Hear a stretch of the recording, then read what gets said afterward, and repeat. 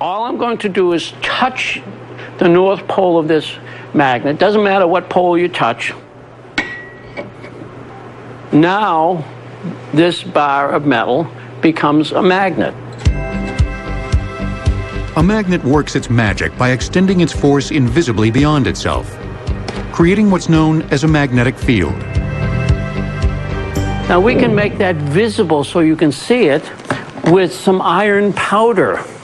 And I'll cover the magnet up and put white piece of paper on there so you can actually see it.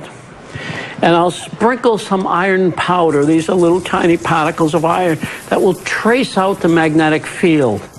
It's collecting a lot of powder right between the poles, but looping out into space are these magnetic lines.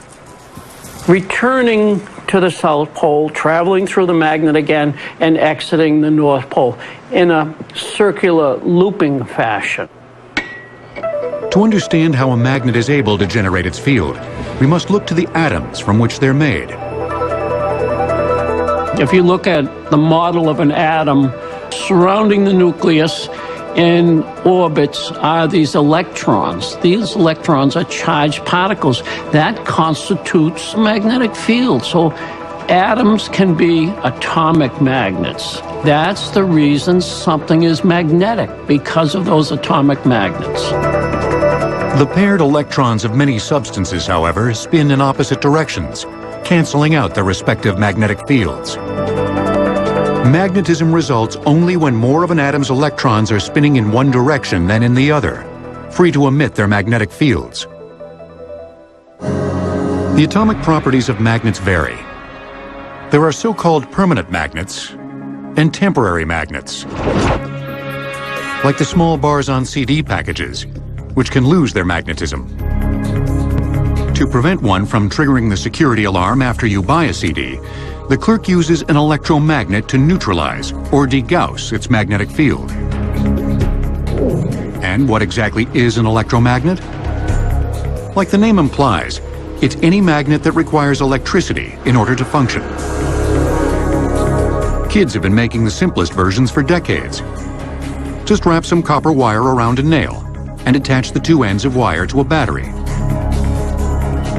The electric current flowing through the coil creates a magnetic field, and the nail becomes a magnet. Disconnect the wire and the magnetic field vanishes.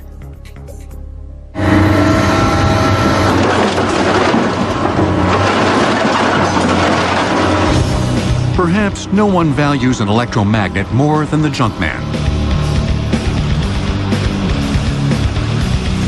At Columbus Auto Shredding in Ohio, magnets surging with electricity make quick work of scrap metal, bound for recycling centers. This particular machine works with joysticks, right and left hand. And we swing the machine over the material, stop it, maneuver the boom into place, let the magnet down onto the material.